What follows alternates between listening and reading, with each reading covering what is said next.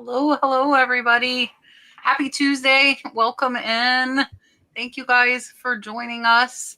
If you don't know, I'm Kat, the nurse flipper, joined by my co-host Rod, picking and punching, who is very, very close to 20,000 subscribers. So if you guys are not by any chance subscribed to Rod, please do so. Marsha will throw his channel link down for us.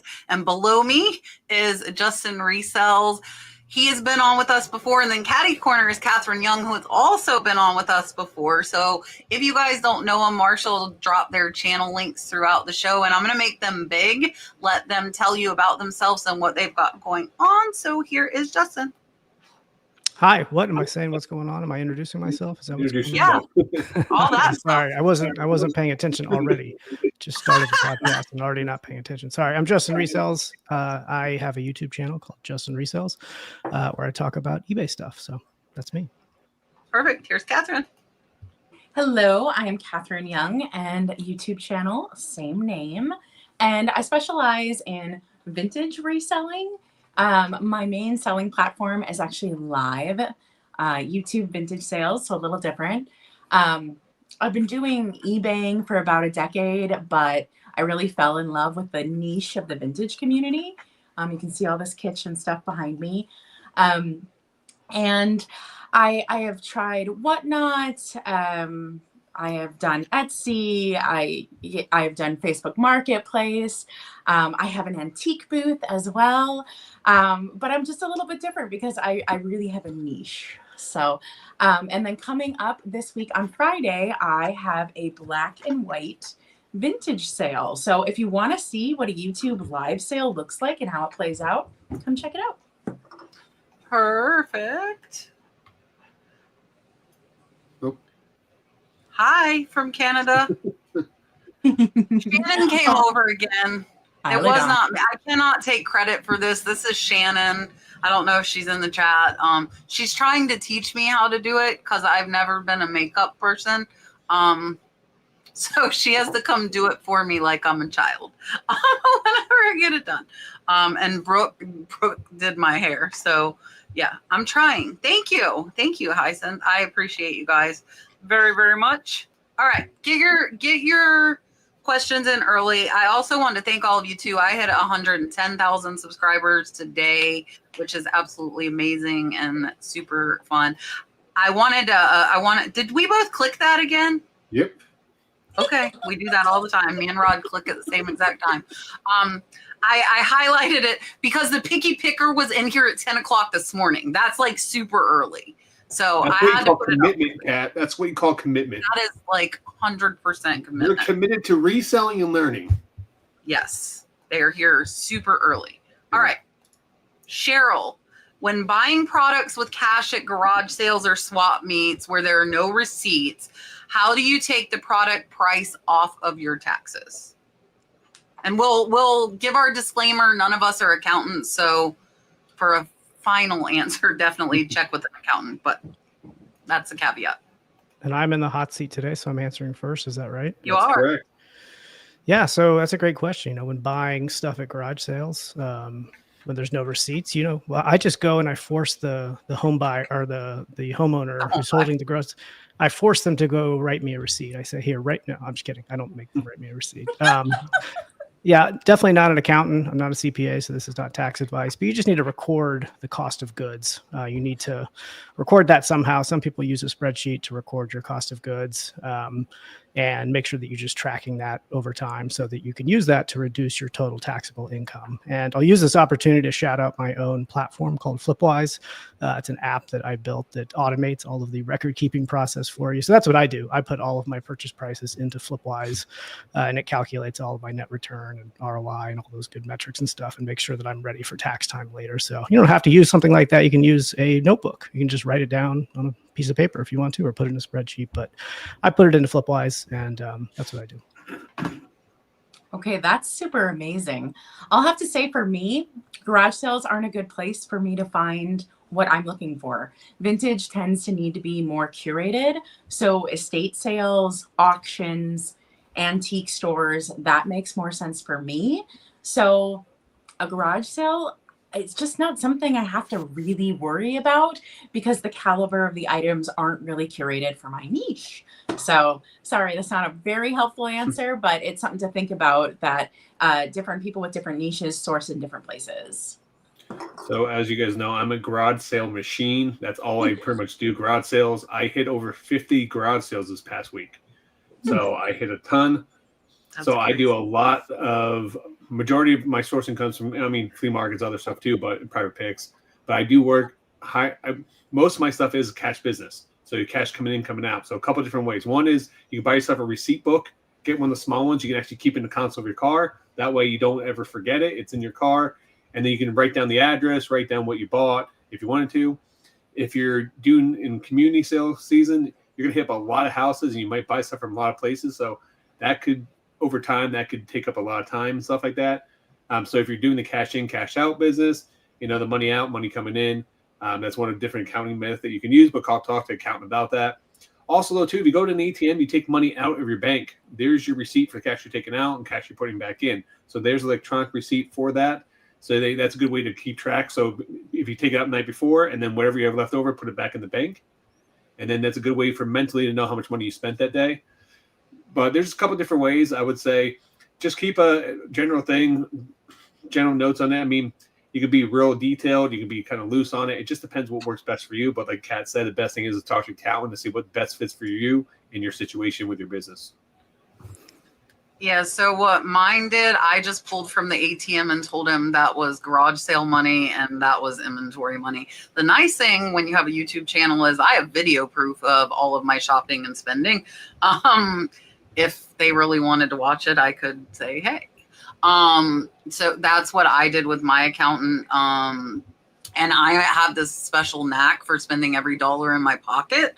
So there's never anything left over. My wife has that problem too, Kat, but it's every dollar in my pocket. So it's it happens. It's a special knack. I'm jealous of y'all down in Florida who can do garage sales year round. It never stops here. As it the really comic book picker says, we live in the land of milk and honey. That's what he always says. So, it's nice. I'm not a big yard sale person either, though. I'm more online estate auctions. I actually have not sourced, thanks to Rod, in a very long time because we did a big buyout and then I got boxes from Rod, and I have not bought from online auctions in over 2 months now. Yeah. I'm trying to make sure this stuff gets listed before I'm buying. I have been buying from thrift stores because I'm making content for my second channel, but I'm trying to keep that to a minimum too until we get all this stuff processed and listed. Speaking of thrift stores, Elena, Treasure Diva Thrifts, is one of the lovely ladies that I go thrifting with regularly. And she says she has a 5x7 wool rug she wants to list, but doesn't know what's the best way to ship it. Not sure if folding it will damage it. Yeah, it sounds like a good thing to try to sell locally, but if you want to sell it online, it's probably not too difficult to ship it.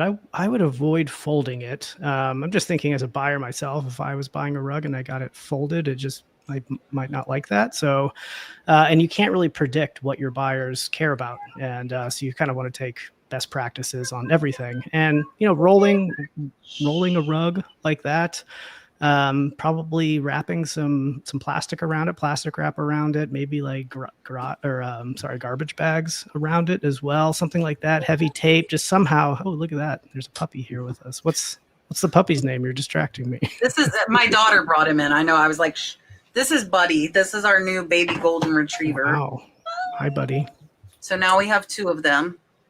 Keep Buddy away from the 5x7 wool rug. You probably would. Yeah, he moves our welcome rugs and pulls up the corner of our area rug. He likes rugs. Yeah. But yeah, I would roll it. I would make sure it's protected from the elements. And then I would go FedEx or UPS. That's going to be much cheaper than the post office. Post office does not like things that are larger than a cubic foot usually. So you definitely want to go FedEx or UPS or something like that. And it probably will be less expensive than you think. It probably won't be too bad. So that's my advice. I would assume UPS too, but if it were me, I would sell that locally. And also, if it were me, a wool rug kind of falls in an area for me of is the profit worth what could go wrong for me? Since I work full time and reselling is my side hustle, wool rugs feel like something that like a stain could peeve your buyer, some kind of quality issue you don't know, as maybe like a rug. It feels like something that your buyer could be very particular about. And that is something that I am wary of selling if something's very particular, like clocks, antique clocks. I won't touch them, cuckoo clocks, things like that. So I do worry about the rug, but I agree, USPS, it won't be as bad as you think. And I say go local. Don't ship it. So yeah, I would probably sell local, but if I was selling online, I would Frankenstein a box. Pretty much just go to Home Depot, buy 2 boxes, cut them in half, Frankenstein a box, or look for a refrigerator box or a big long box like that. Another option some people can do too, if you don't want to go that route, you can literally take it to UPS and pay like this. I forget what the fee is, like $30, whatever, and they'll package it up for you and handle it for you, so that they can ship it out. That's another option. I have a trick for you because we sell rugs. Our packing paper, buy 5-foot packing paper from Amazon, and it'll come in the perfect box to send out that rug. And we buy that packing paper like every 5 months. So I always keep them because we don't sell a ton of rugs and most of them are smaller. But I would roll it. And like I said, I would buy a 5-foot roll of packing paper, like just craft paper. And then you're going to have the perfect box to ship your rug in. Plus you've got your packing paper. That's what I would do. That's awesome. Love that. All right. We're speaking of packing supplies. Where have you found is the cheapest place to buy boxes? Well, the absolute cheapest is to just find them around, but you're not paying cash for that. You're paying time. And sometimes your time is better spent doing other things like sourcing for new inventory. So personally, I buy most of my boxes. I reuse anything, boxes that are sent to my house from Amazon and things like that. But then I supplement with boxes that I buy specifically for reselling. To me, it's just worth a little bit of extra money to know I always have the right size boxes on hand and I don't have to go digging around and going behind Walmart to find something when I need to ship it. So if you get to a certain point in your reselling journey where you're selling a significant amount of things per day, you just want to have the right boxes on hand, and it's just easiest to buy them. And it's a business expense. You write it off. I buy my boxes locally. Most big metropolitan areas are going to have a box supplier because if you can buy on places like uline.com, which have great products, but the shipping is going to be very expensive. It just makes the cost per box go way up. And so find a place local. Any big city is going to have a local box supplier. Just, go on Google and ask for a local box supplier. That's what I recommend. So for me, I tend to, like you said, reuse items, but my hack is having other people with small businesses give me boxes.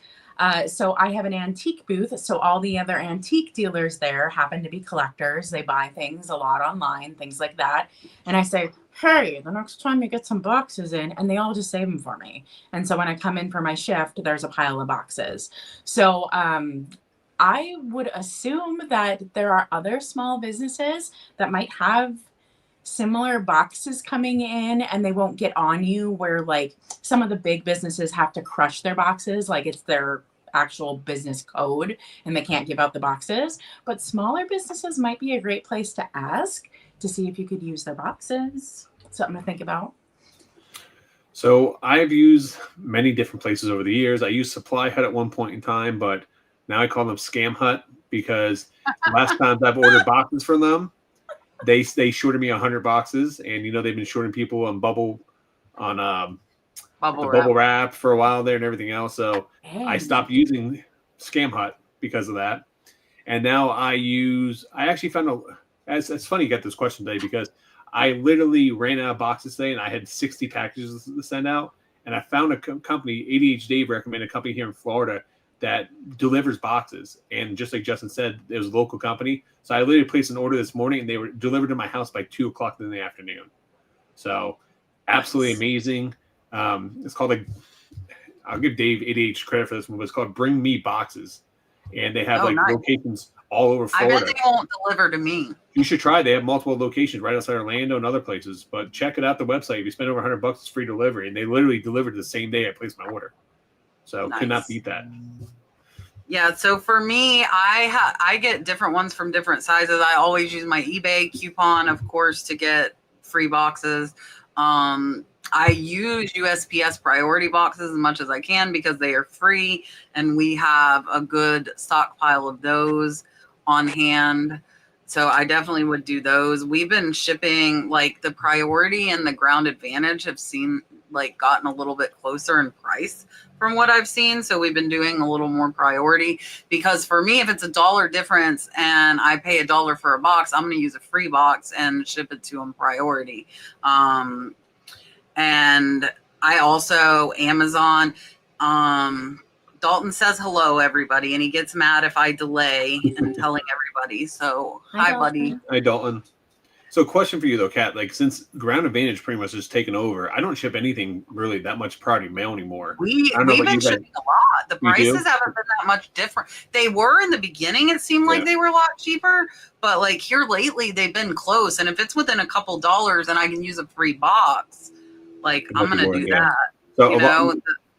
For a lot of people out there, if you guys don't know, like you guys can go to the Postal Service website. You can order free boxes. And they deliver them directly to your house. But do it like this week if you're going to do it, because they do run out of boxes sometimes, or they're delayed by weeks during the holidays.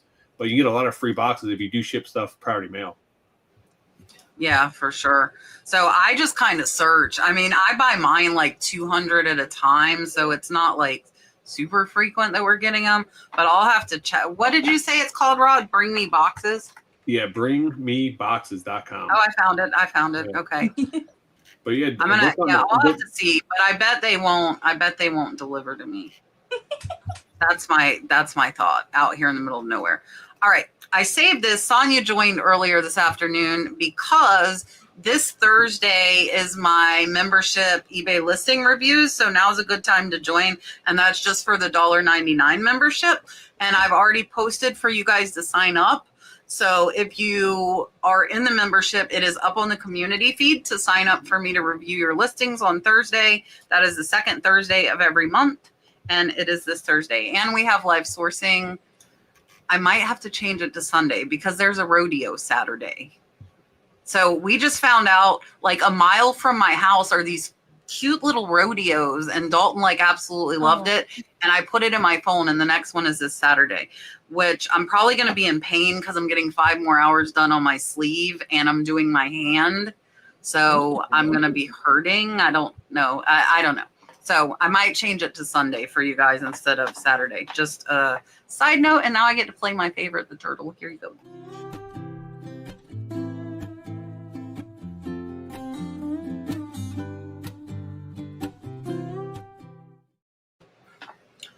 So for you guys that didn't hear, I am putting an octopus on my hand. That will be the bottom of the sleeve, and the tentacles will be wrapping around my fingers. And I've been told by multiple people how extremely painful it will be and how swollen my hand will be. Wow. So the tattoo artist told me I have to get preparation H to put on my hand to try and curb the swelling. So I'm like, maybe it'll like chill me out from eating so much on Thanksgiving because like my dominant hand hurts. Maybe, probably not. All right. Question about Poshmark: is everything shipped priority? If you don't sell on Posh, just pass it along. Yeah, don't sell on Posh. I think it is, but I'll pass to Katherine. Pass. Everything that I sold has been priority. So there's one category on Poshmark that is not priority, and that is electronics because of lithium batteries. So if you put anything in that category, it is automatically ground advantage. Please be very careful, because if you use a priority box and you're used to everything on Posh priority, they will charge that buyer the extra shipping or not ship it for you. So make sure you look at the labels, but the only category, Gina's saying, and now perfume. So because perfume also has to be ground. So perfume, electronics are not going to be priority, but everything else on Poshmark is priority. We got that one. What is the best way to pack large bulky items like comforters? Yeah, large bulky items like that. If it's soft like that, I mean, again, I often don't put those in boxes. If I can wrap it in a material that is flexible enough and durable enough to withstand being shipped, you're going to save money by not finding a giant box to put it in. It's going to be it's going to weigh a lot less. And so for a comforter, I'm trying to think of other things that I've shipped this. I sold like it was like a rock climbing mat, that you might like put underneath someone who's climbing on a rock. So if and when they fall, they land on something soft. And that I just like wrapped in some really strong, durable garbage bags and taped it up and, just slapped a label on it.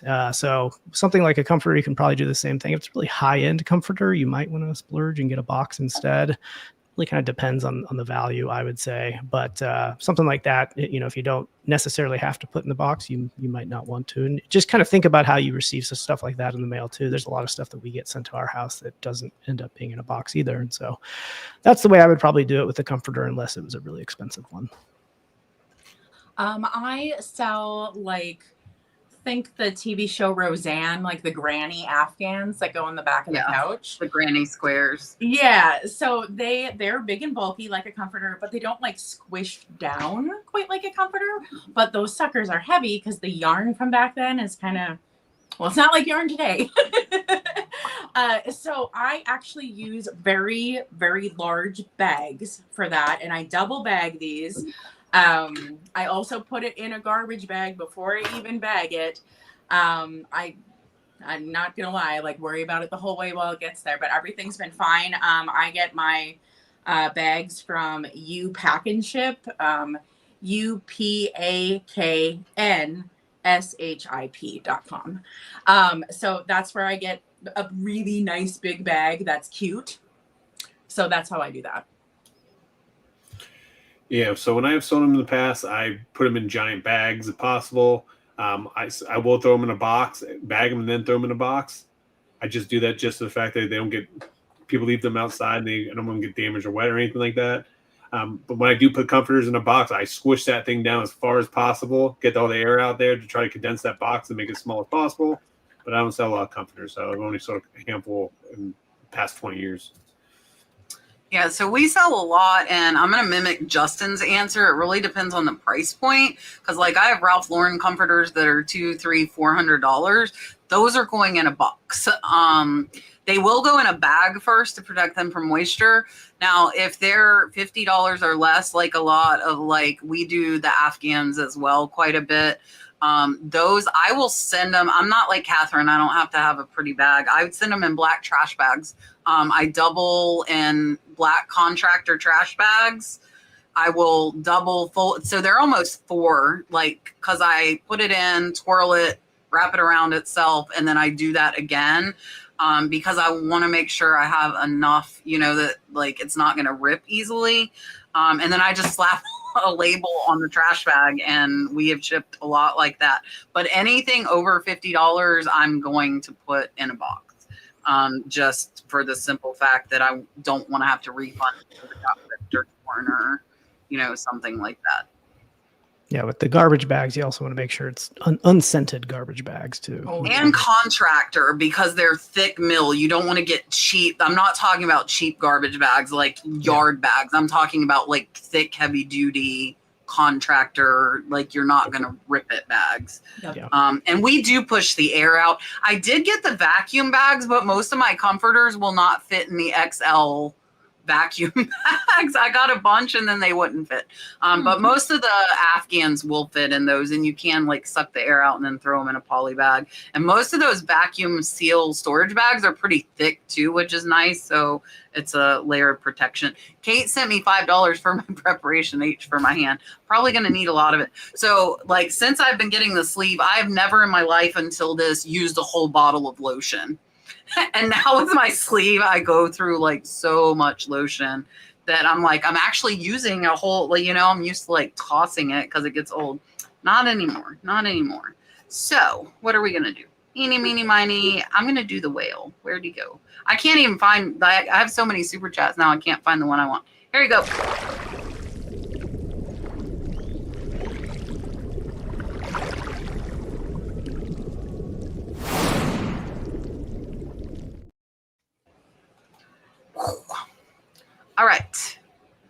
Let's see. Teacher Treasure Test says, for the first time in 7 years, I had an item sell on eBay that had already been sold on eBay. Has anyone had this happen? Is it a glitch? The rep told me, this is interesting to me, the rep told me to put issue with buyer's address.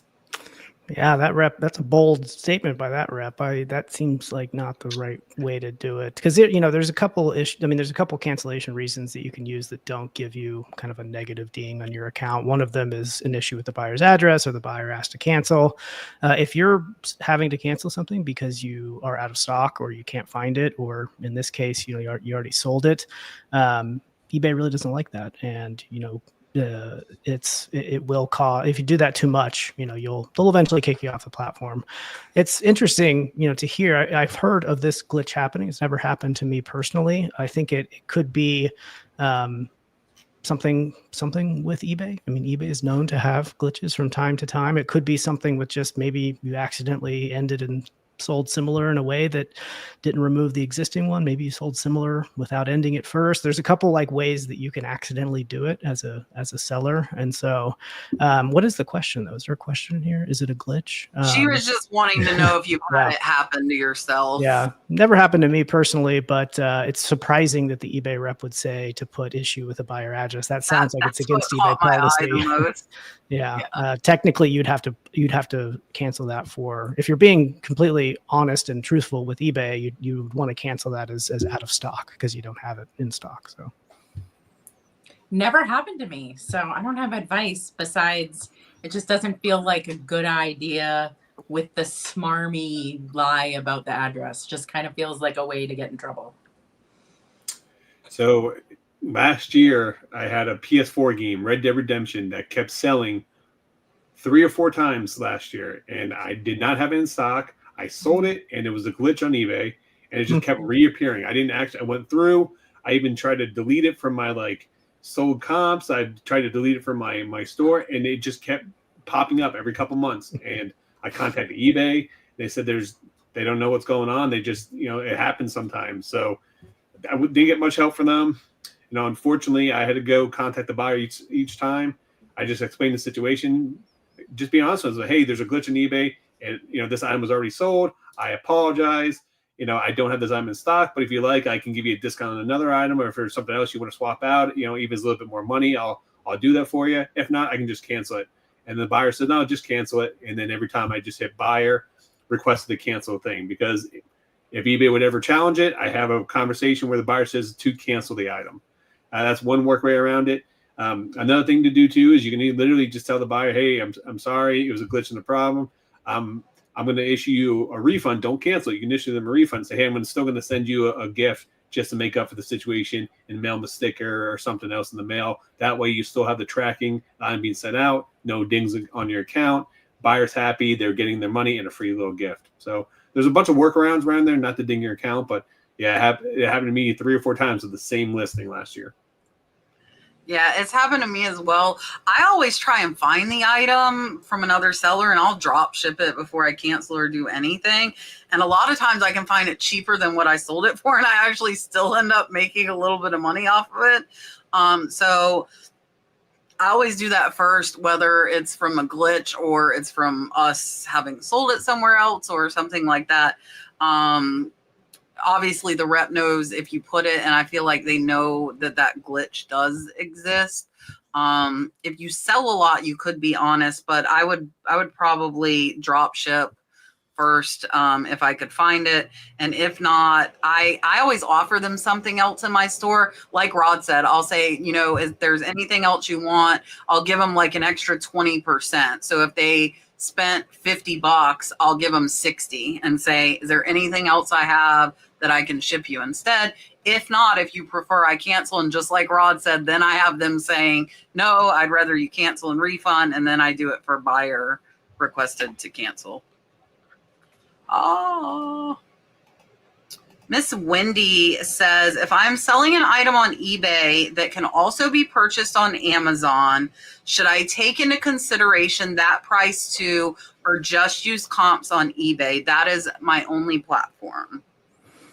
That's a really good question. I really wouldn't bother too much with comps on other marketplaces like Amazon unless there's no other comps on eBay. If you can't find any comparables on eBay, then I might branch out and see what this item is going for on other marketplaces. But people who buy stuff on Amazon are very different from people who buy stuff on eBay. And even the same, if there's people that buy on both marketplaces, like why they go to different marketplaces are very different from one another, and they just command different prices. There's all sorts of reasons why someone might buy something on Amazon versus eBay, and in my experience, there's not a ton of overlap, or not.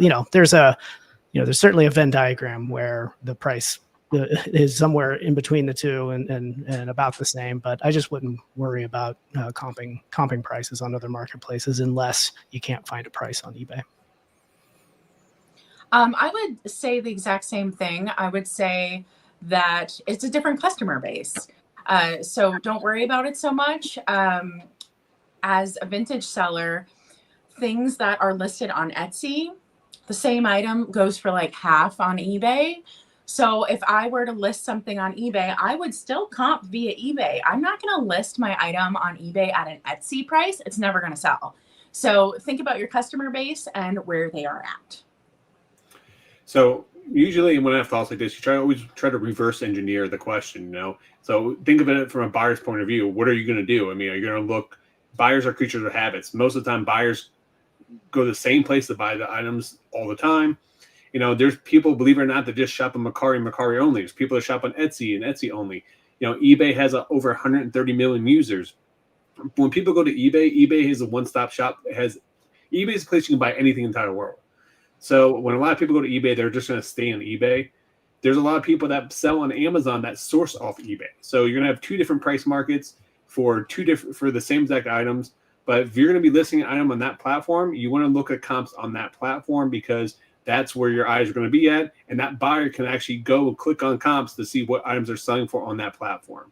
So if you're listing your items on Amazon, which traditionally are going to be a higher price point compared to the eBay, more likely you're not going to get any sales because buyers are going to just move on to someone else. And also, too, is when you are pricing items, sometimes it's okay to look at what the comps are going for, what items are listed for, too, as well. So not just when you're looking at comps, look through how many items are listed on eBay. You want to make sure you check that sell-through rate and how many items have sold in the last 90 days. And that's also going to help determine your price because if it has a fast sell-through rate, you might be able to price the item a little higher because they're going to sell right away. But if it has a very low sell-through rate, then you might want to price your item to be more competitive, even a little bit lower than comp sometimes, just to try to get a competitive edge. Yeah, I think everybody kind of covered it. I would say as somebody who sells on multiple platforms, and I want to put up this comment we got from over on Facebook. Lachelle said she sells the same items on eBay and Etsy, and they're selling higher on Etsy. For me, I sell very minimal on Etsy now, but I put everything on eBay, Poshmark, Mercari. A lot of people will increase the price on Posh because there's so many lowball offers on Posh. They price up. I keep my price the same across the board. And I actually started keeping it the same on Etsy too, just because I'm not going to double comp. I used to mark my stuff up 20% for Etsy. And I was just like, why? If I can get the price I want. So I keep mine the same across the platforms now. I didn't used to, but yeah, so I just wanted to throw that up there. So you can, if you want, I know you're just on the one platform, but definitely comp the platform that you're selling on, not everything else. Squirrely Reseller said, thank you all for sharing your info and expertise. The dreaded box question. I found out the hard way you can't use liquor boxes to ship, even if you wrap them in brown paper. If you guys do not know, it is illegal to ship liquor across state lines. Please do not put items in liquor boxes that your item's not going to make it where it's going. So she's asking, can we use Amazon boxes? Yes. I'll leave it at that. Yes, you can use Amazon boxes. Totally fine. Some people cover them up, just because they don't, I don't know, they don't think the buyers might have an issue by buying something on Amazon eBay and getting a box from Amazon. I don't cover mine up. I just reuse the ones I have, and I've never had a problem. So you're good to go with Amazon boxes. The only time that I cover up anything with an Amazon box is if it has like those big warning labels about like batteries on the side. Then sometimes I'll just flat out take a label and put it over it. even more than like markering it out, or like that's where my shipping label goes. That's the only time I cover anything about the Amazon box. I will tell you though, the main reason that I cover boxes with brown paper is if I'm reusing a box for like a high-end electronic, and like, let's say I'm selling somebody this like 1930s plush dog, I don't want something delivered in a high-end box to be more enticing than this 1930s plush dog. So that's the only time I will cover a box, is just in those two cases. And I'm just kind of preventing weird circumstances. So she makes a very good point there about the boxes that you use. When I pre-ordered my PS5s for me and for my stepson for Christmas, they actually put PS5 on the outside of the box. So those got stolen from the FedEx truck when they were delivered to my front door, which they weren't. But they actually put it on there. So she makes a good point. So be careful with the boxes that you do use, because if they say something on the side, like say Louis Vuitton or Chanel or something else, you're going to higher risk of that to be stolen compared to, just putting a plush in or something else in that box. Also, too, they don't like using duct tape and other different types of tape. Make sure you're using packaging tape. I've had people complain about that before from the Postal Service. That's directly from the Postal Service I heard that from.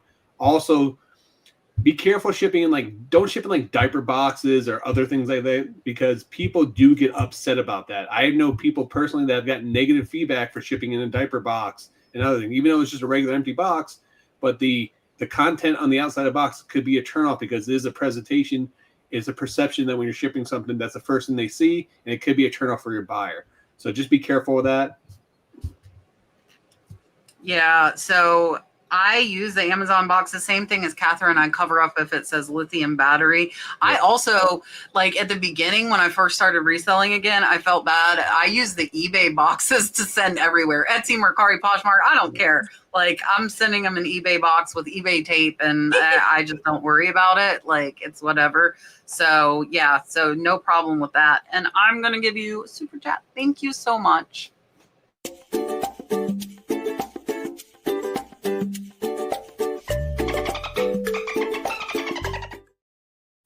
Or cereal box too. That's another one. Oh yeah, I've heard of people saying pizza boxes too. So I'll tell you probably the most disgusting package I ever gotten in the mail. Someone used empty toilet paper rolls as packaging material inside my box. Oh god, that was absolutely disgusting. So. That's lovely. Yeah. All right. Have you all purchased your domain name, and what company did you use? She's saying she uses GoDaddy. Oh, that's a good question. Domain name purchases. I used to use Google domains, but they shut down and they sold all their business to Squarespace. So all my domains are through Squarespace right now. So that's what I use. I've done Squarespace. I've done through, I think just directly through WordPress before, and I've done GoDaddy. I think I compared cross platforms. One thing I did run into recently that just might be interesting to people is my name came up recently this past year. And so I went to the auction to buy it, and some giant website bidding house got my domain, bid in seconds, right? And then flipped it for thousands and thousands of dollars. And so I couldn't touch the domain even though I was waiting for it. So just kind of an interesting thing to know that there are big companies out there that specifically buy domains to flip them.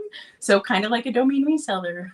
Yeah, that was actually really big during the early 2000s with the Y2K and with the big boom with the internet and stuff like that. A lot of people would just buy domain names, sit on them, and then that's why you had .net and other things back then. For me, I own pickandpunching.com, and I used it's called Wix, it's WIX is the site that I used, I think, to host it through. Yeah, I used GoDaddy to get mine, and my website was hacked just before the election, and I have not got it unhacked yet. I apparently am going to have to pay hundreds for security on my site to get my name back. So if you guys have tried going to my site, it got hacked, and my web designer said a ton of sites got hacked like pre-election. So I'm going to end up having to pay hundreds for security, and I don't overly use it. So I do own my name, but as of right now, it is it's dead. It is dead. I know. Like, I'm like, yeah, that's lovely. So I still haven't dealt with it. I just like, it's not at the top of my priority list because I don't use it to like sell stuff. It's more just like advertising. But I do need to do something with it soon. All right. Ari wants to know if you sell on Mercari. So if you don't, go ahead and pass. What shipping service do you select? Do you select the cheapest but longer shipping time, or more money but faster shipping? Pass. So I actually use the Smart Post a lot on there, UPS Smart Post or the FedEx one, because they're usually always the cheapest on there. So for them, I don't sell a lot on there. So I'm trying to get the buyer the cheapest possible shipping method as possible. Yeah, I do the cheapest. I do the longer one because in my experience on Mercari, people are only looking at the cost. Now, I have had a couple of people ask me to do priority because they need it faster, and they tend to know. Like, they'll ask me to change it before they purchase it, because on Mercari, you can't change it after they purchase it. So I will change it if they ask me to a faster service, but I always choose the cheapest one because I think most people are just looking. Now, getting closer to Christmas, that might change. So hopefully people will know enough to ask beforehand, I hope. D. Seltzer says, do you purchase items at estate sales? And if you do you go on the first day of the sale, or do you wait until the last day when there may be discounts? Yeah, I like sourcing at estate sales, and it's one of my favorite ways to source. And it's not really my style to like wait in line and be amongst the first ones in there and sort of jockey for position and knock people over and try to get the good stuff. Sometimes if it looks really good, I will try to get there early. But I'm a fan of showing up late, even second, third day, and picking up the scraps. And I think if you kind of expand your knowledge of what has value beyond the obvious, you'll find a ton of stuff by showing up late when everyone's picking up the mid-century modern stuff or whatever. And I'm in the back picking out the vintage underwear, and reselling that. So I do like second Stuff sells good, actually. For sure. I know it does. I just sold some thermal, like not underwear, but thermal long Hanes. johns. Yeah, long johns, thermal Hanes long johns from the 80s that sold for $52. I think those are at a garage sale, but yeah, I find lots of stuff going second and third days. I prefer to go later when it's not as crowded and the prices are lower. So that's my preference. So mine depends on caliber. I can say right now that estate sales and auctions are typically the best place for me to find vintage, because the best pieces tend to be in somebody's collection and they don't let it go till they have to let it go. So the first day I will do the whole waiting in line thing. I will do it. If like the items are really good and I'm like, my customer base will love it. I know my customers very well because they're on YouTube. I chat with my customers. That's a perk I get by selling on YouTube compared to eBay or other platforms. And I know what they want. And so I will do the whole first day. But if there's a house that's like kind of looks like a hoarder house and you just kind of know they haven't even taken pictures of everything, heck, I'll just wait, because there's going to be boxes they're pulling out each day. They don't even know what's in it, right? So it really depends on caliber. So I purchased a lot of items over estate sales over the years. I've waited in line. I've been the first one there. I've showed up day 2, day 3. I've showed up an hour before they close. The biggest piece of advice I can give to you for estate sales is literally on your phone, you have a notepad. In your area, majority of the time, you're going to have a handful of estate sale companies. Find the company that you go to, write down the name of it, and then write down like little notes from that company, because some companies that you go to, you know that everything's going to be overpriced on day one. I won't even go. You know, on day 2, day 3, they're going to run a 25% sale or 50% sale. So I'm just going to show up on day 3 because I don't want to waste my time day 1, day 2. I'm going to go there when things are going to be more profitable for me to get at that time. Also, too, if you know the estate sale, it's one of those companies that they undervalue things or they don't know exactly what they're doing. I show up day 1 because you know you're going to get some good deals in those items. So it's more or less knowing the estate sale companies. It's going to dictate how I'm going to show up to these estate sales and how I'm going to interact with them. Also, too, introduce yourself to the owners and let them know what you do. I will tell you, they take down everyone's name and number. They have a list where they like the email blast. They will reach out to you and let them know what you're looking for. I have estate sale companies have contacted me to come in before they even do the estate sale because of just networking, talking to them at an estate sale. I second the getting on their mailing list. My favorite companies, I'm on the mailing list of all of them. Because they're going to send you out an email a couple of days earlier in the week before, and you can actually zoom into the pictures. You can scout out what you want to do, and that way you can plan your week and how you're actually going to source. So I don't know if a lot of you guys out there do plan your weeks. You guys need to start planning and be more strategic when you guys do your yard sales and estate sales. And that's the biggest comment I get in a lot of my videos is like, oh, you live in Florida, you get a ton of good stuff. No, I literally went to over 50 sales over the weekend. But it's because I planned out, I was able to map out a good way to go. So you guys have to be very strategic with your sourcing routes. When it comes to like estate sales and garage sales, you guys will do 10 times better. Yeah, so my answer is kind of like Catherine's. If I look, and there have only been like 3 in the past few years that I've went to and waited in line. And that's ones like, I don't know if you guys watch my second channel. One had like, the lady was a sterling silver jewelry seller. So it was thousands of sterling silver items. I got there. I was second in line. I waited. And I went back the last day when they had discounts and got more sterling. So like some of it, I was willing to pay that first day price. The rest of it, I left. I went back on the last day. And then I ended up buying them out and made them a deal for everything that was left in the sterling. So I went first, third, and after it was over. So it really just depends. I had a mid-century modern one that I got in line and nothing was left by the time I got in there because people were there at 4 o'clock in the morning and I am not getting there at 4 o'clock in the morning.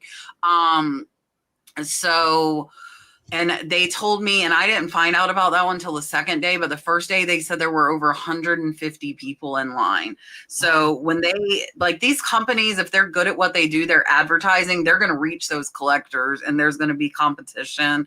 And I don't like the crowds. I don't like fighting over stuff. It would have to be like absolutely amazing. That same sale behind the cash register was a set of measuring cups worth $750 that nobody caught the whole first day that I got. And I got a discount on them on the second day. So yeah, so for me, I'm like Justin, like I like that weird off the wall, like the linens that nobody's freaking looking at, you know, like all the stuff that's still there the last day and you're getting it cheap and it's still sitting there. So I agree with increasing your knowledge because I can go on the last day and find a ton of stuff as long as, you know, it was there to begin with. I got Mr. Hanky Poo plush that sold for like, I think $75 for $1 out of the dog toy basket. Yes. You know, I mean, I think they might still be here. I'll look and grab them after I read the next question. I'll show them. They're staff. But also too, I think that's a good point though. Like find out what the estate companies value, what they don't value, because I go to estate companies where they don't value media at all. They'll put the books, they'll put the CDs, DVDs, all the stuff on the side. But linens, a lot of companies don't value the linens. Yeah. Old underwear like Justin loves, you know, like you know, they just don't. But no, it's a good pickup. I just picked up some tube socks and some underwear from the 80s, and they're going to sell great brand new. So, do love the underwear. All right. Okay. Carrie says, I've been reselling on eBay for the past 14 months and joined Vendoo to begin cross-listing. For Etsy, it wants a shipping profile, return policies, etc. Are there any videos that might help? Rod, I'm going to let you answer this. I'm going to go see if I have those measuring cups. Okay. Do any of you guys sell with Vendoo or CrossList? No. Nope. Okay. So I do CrossList with Vendoo. I love Vendoo. Any cross-listing platform is going to be good for you. I don't sell on Etsy, but I import all my stuff from eBay over, and then so I'm not sure if you're listing directly through Etsy. Are you actually going in there and actually inputting everything?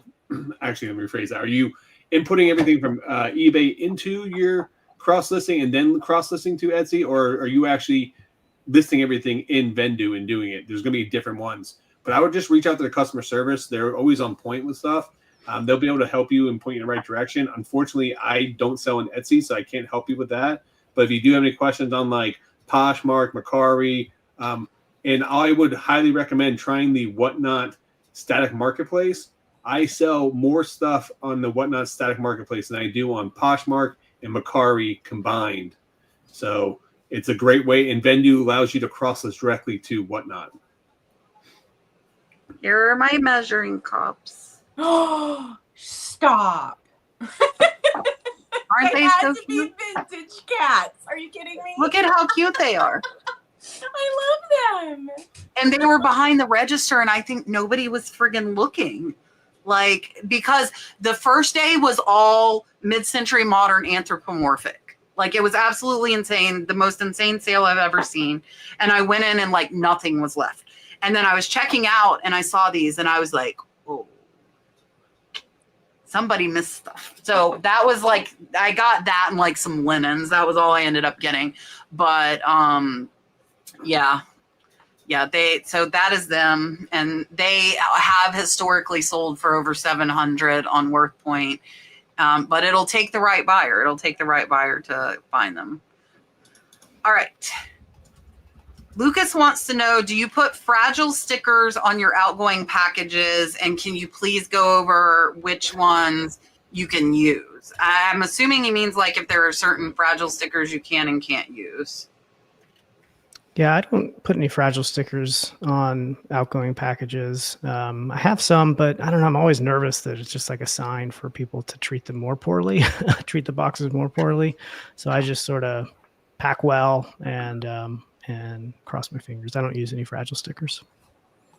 I don't use fragile stickers either. The only thing that I will do is if I'm shipping ephemera, like paper goods, vintage magazines, stuff like that, I will do my due diligence to make sure that there are lots of layers of support on it, but I will write do not bend on those packages. Again, like you said, I don't know if that puts a target on it, Justin. I don't know, but that's the only time where I put any kind of like warning or on my package, because like you, I packed like they're going to try to break it. Yep. So if you ever seen people deliver packages or load a truck, they're not looking at what's on that package. They're trying to get that work done as soon as possible, because when they're done lifting those heavy packages, they're done for the day. So they're not looking at those packages. So I think it's a waste of time to put that on there.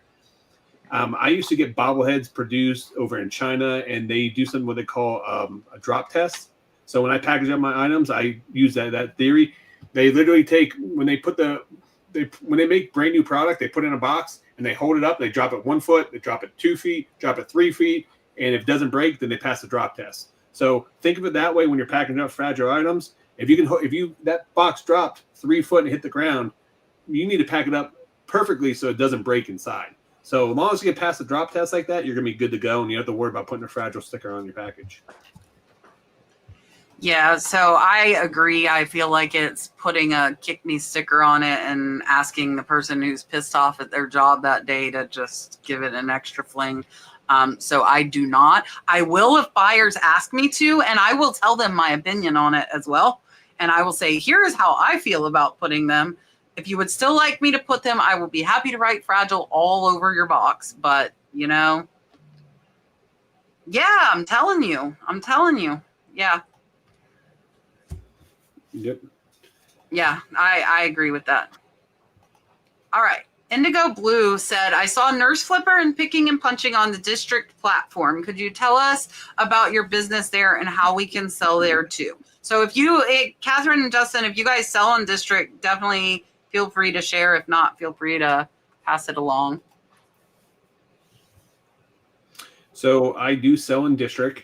I sell on Dibbit, which is Commonwealth Picker, ADH Dave, and Carry American Arbitrage. That's their like retro, like 70s, 80s, 90s pop culture platform they do.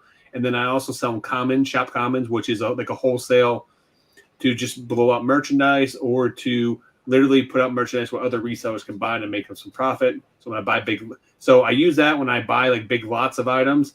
And I don't want to list them on eBay. If I just want to do a quick flip where I can make a little profit, but I leave enough meat on the bone so other resellers will make a profit. Every time I put a lot up there, I've sold all my lots out on there. It's a great way for people to source, especially in the wintertime. If you guys are hurting for new inventory, I would highly recommend checking it out. As for district, I don't sell a lot on the Stack Marketplace because there's not enough traffic going to the Stack Marketplace, in my opinion, at this point, for Dibbit, the platform, the selling. What would you call it, Kat? The selling store? I mean, what would you call their?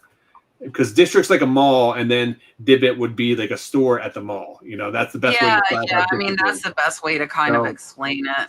For there, I do live selling on there, and I do a lot of live selling with other sellers like Commonwealth Picker, ADH Dave, and we all kind of talk together, we schedule, and then the cool thing about District is they actually have a selling like on their platform.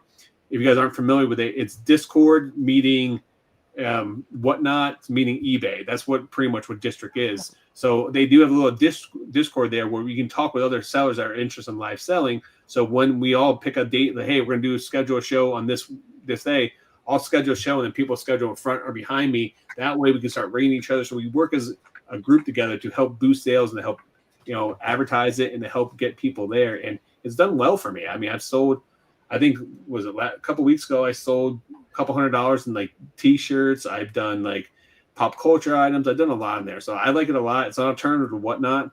But I will tell you one cool thing that Kevin, the Commonwealth Picker, is doing. I don't like to give him a lot of credit, but I'll give credit where credit's due. He's actually going live, and then they have a cool feature where, do you know when you're FaceTiming, you can pretty much FaceTime, you see the other person? Well, they allow co-hosting on there. So what Kevin will do is Kevin will go live, and if you have never sold before, and if you're afraid to go live on like Whatnot, this is a great opportunity for you to try it out because they'll let you come on with him and sell maybe 4 or 5 items. But if you're having issues, he can walk you through it. So it helps people get past the fear of live selling by themselves, messing up. And it's also being there with someone experienced. Like I allow people to go on if I go live on there and you want to come on live with me, we can go live together. It's just a way for us to network with other people so we can help grow this together. Yeah, so my business on there right now is non-existent.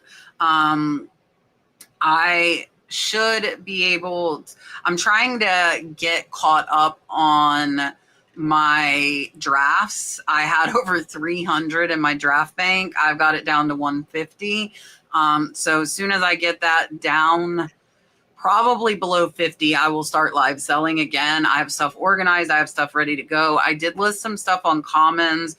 So for me, I probably will do static listings on Commons for reseller wholesale lots. I do have some jewelry lots up there right now, brooches.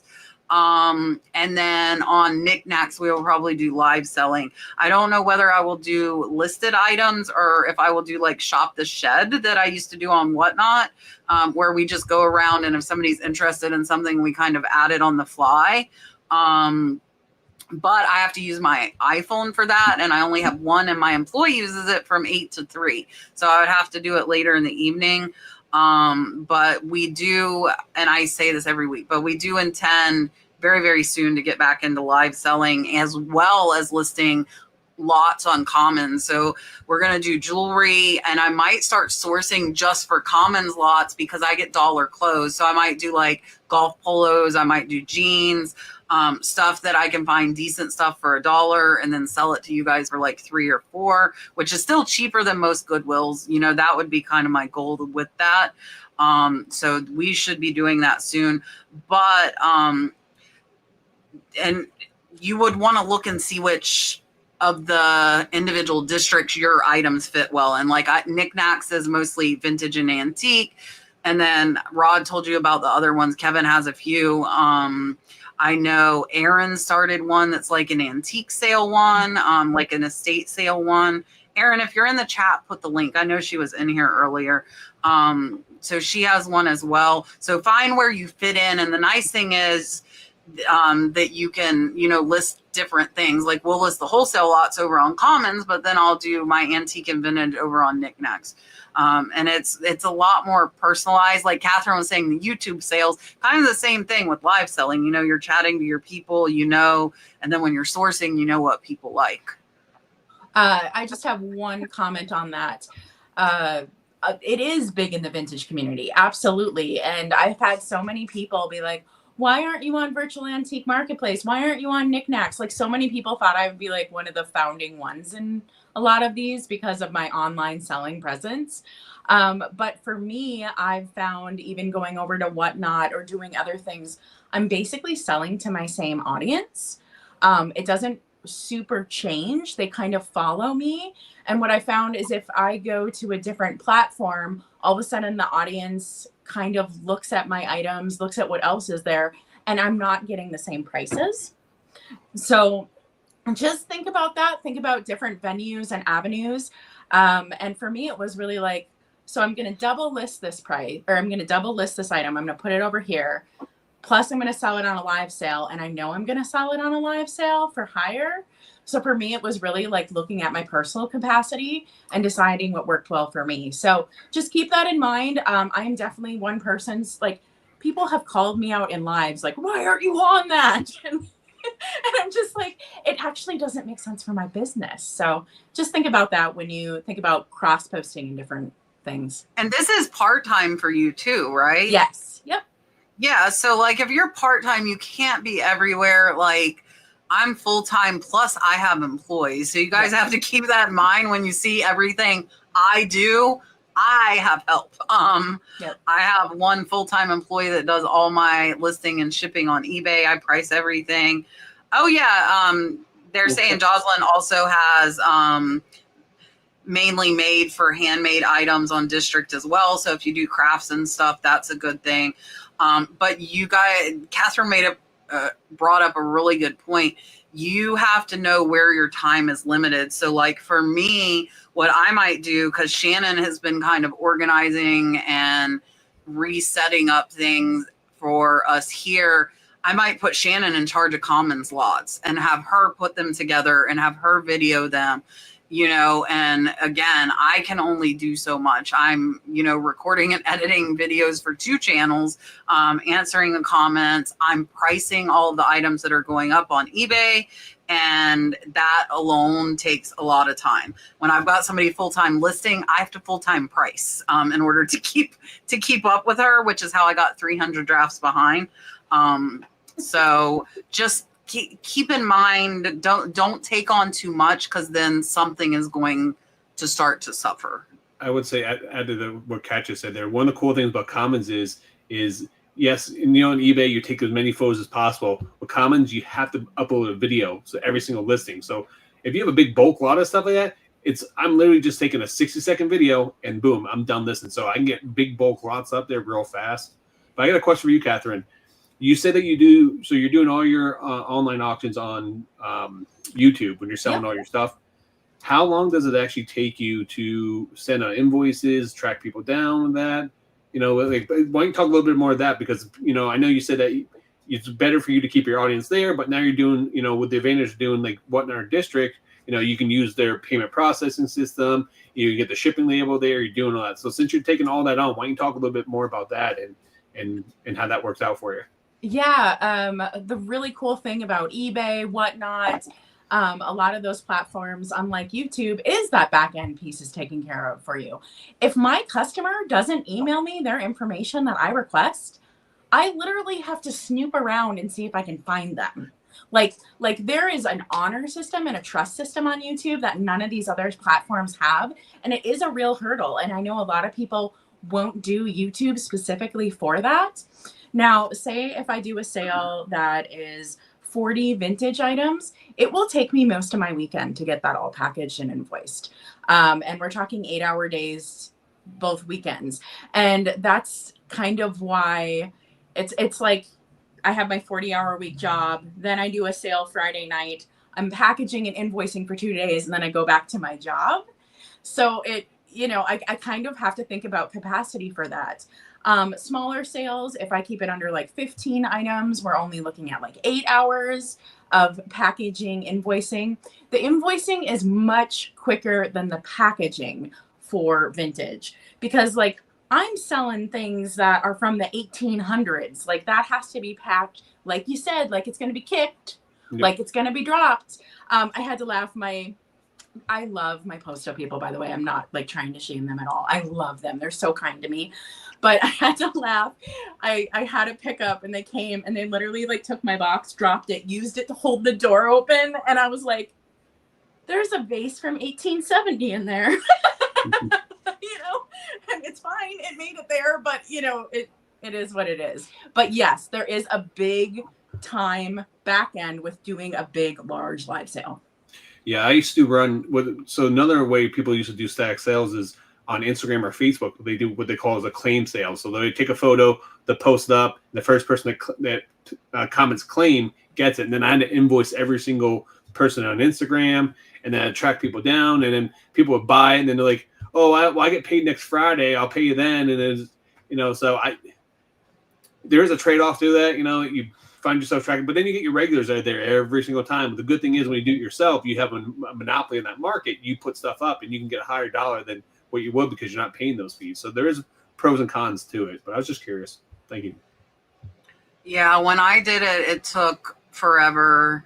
And like for me, I'd prefer to pay the fees and have them do it.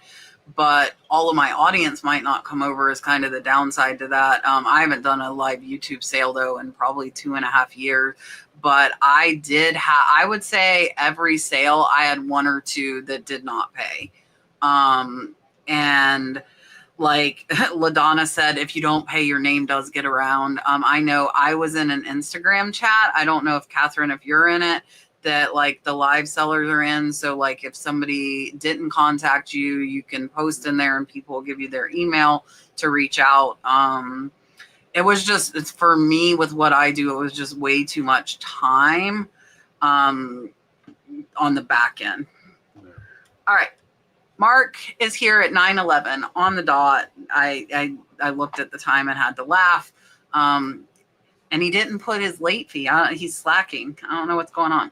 All right. We're glad you're here. Here's Rod. Thank you guys for watching. Please make sure you like and subscribe. Until next time. I will have my octopus next week to punch you guys with. Oh, dang. What? Ha ha ha. All right. Thank you, Mark. All right. And we got a new member. And Leroy finally figured out what was going on and sent a super chat. Let me give Debbie my turtle because I love it so much. Here you go. And again, guys, live listing reviews this Thursday, 7 p.m. Eastern for all members, $1.99 and up. So if you haven't joined, now's a good time to join. And here's your turtle.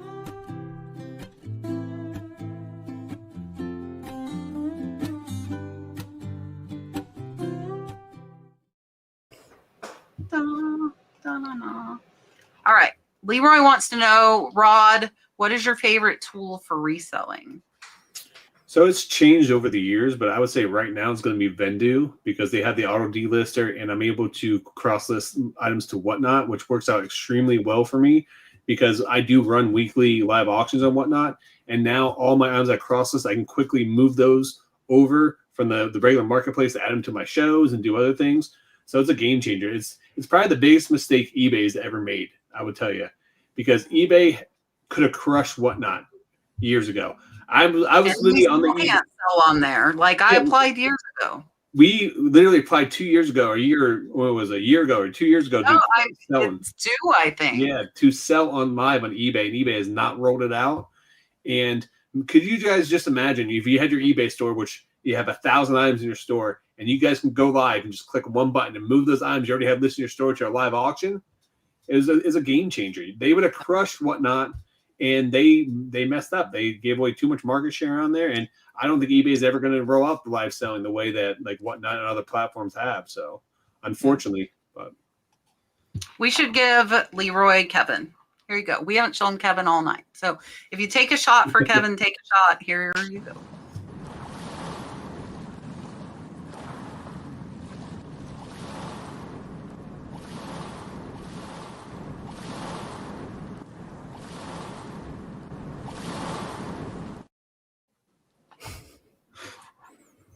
You know, your eyes are burning. I know. we're sorry. Justin's just looking. But I know that is Leroy. That's Leroy's favorite one. All right. Miss Lisa says, on Vendoo cross-posting to Mercari, if shipping seems wrong, go to the listing in Mercari when done, and you can adjust it. Just FYI. Lisa has to get the beach because that's what Lisa gets. Here you go.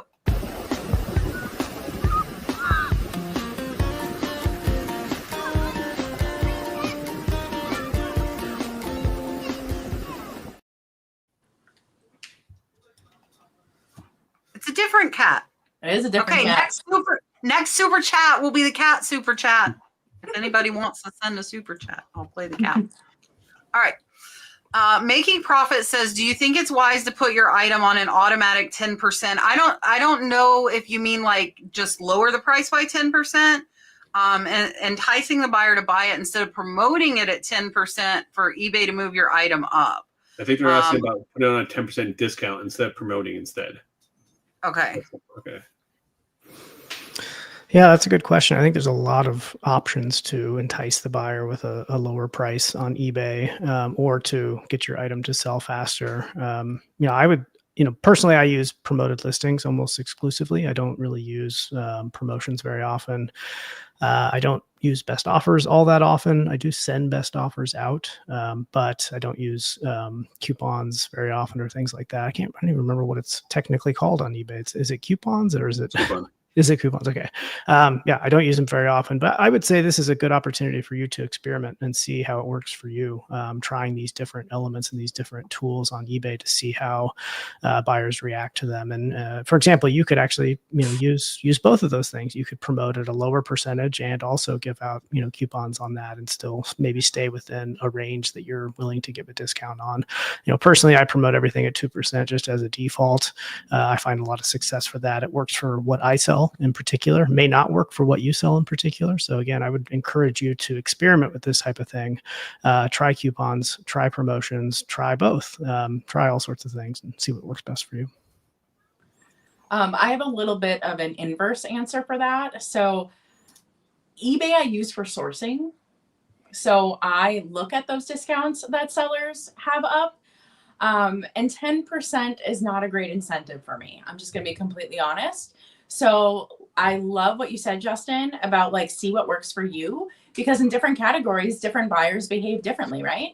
And so as a reseller, for me, 10%, I'm like, oh, somebody just marked their item up 10% and now dropped it.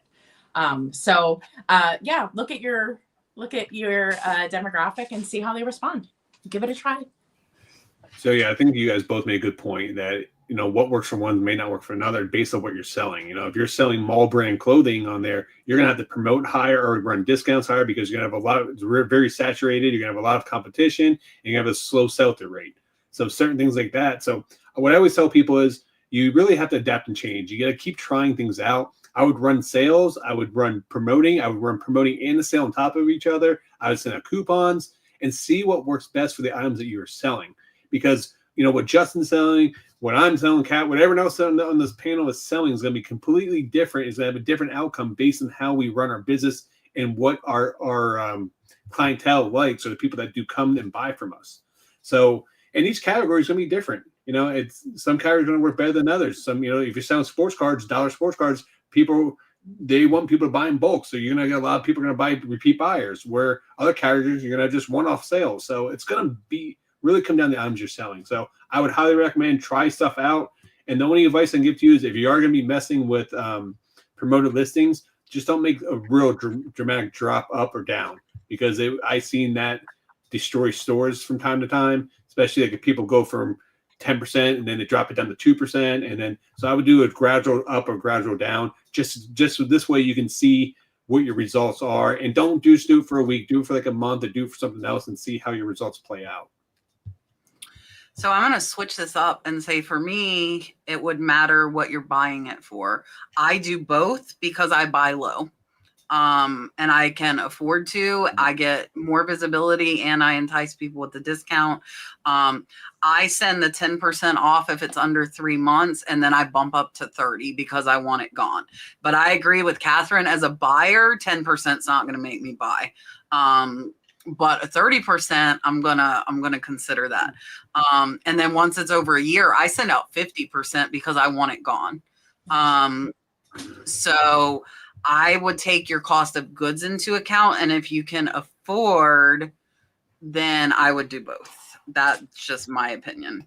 So I'm curious now, because Kat, like over the past year, you changed up your business model multiple times. You went from listing items super high and then running a consistent sale where you just change the sale twice a week. You've gone to listing items at market value or maybe a little below. You've run coupon. You've tried everything. So, I mean, on the panel, this is for you guys too. Have you guys tried changing different promotions, different ways how you guys do things? I mean, what has worked best for you over that time? Has stuff that worked in the past not worked for you now? But we can go around. Well, why don't we start with that, because you made some drastic changes over the last year, and then we'll go back. I have not changed my promoted rate though. I've left that capped at 10%. So I people in the chat don't know, you're using dynamic one. So there's a stack of dynamic. So you're using the dynamic. I have it on dynamic, but I cap it at 10. So it will never go over 10%. That's the max I'm willing to do.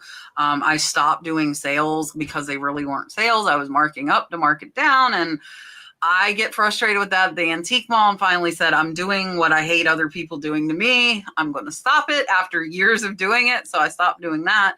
And then I also I didn't do the 50% off. That's pretty new. But like I said, if I've had it over a year at this point, I'm like, I want it gone. I would say 95% of the time I'm still making pretty good money. There are some items I might be close, especially higher dollar ones. But if it's a $500 item, I'd rather have my $250 back that I paid for it and get fresh inventory. So, and I'll put on the sales like once every 2 months. I don't do regular ones. When I do, it is just the items that are over a year old, and it's a 40% off sale to move that stuff out. Which again, that is a discount that should catch most people's eye. And it's a true discount because it's priced where it should be. It's not like I used to do where I marked it up 30% and put it on sale for 30%. Now, so have you seen a big drastic change though in your sales? Because I mean, that you change your models has pretty much been the same for you.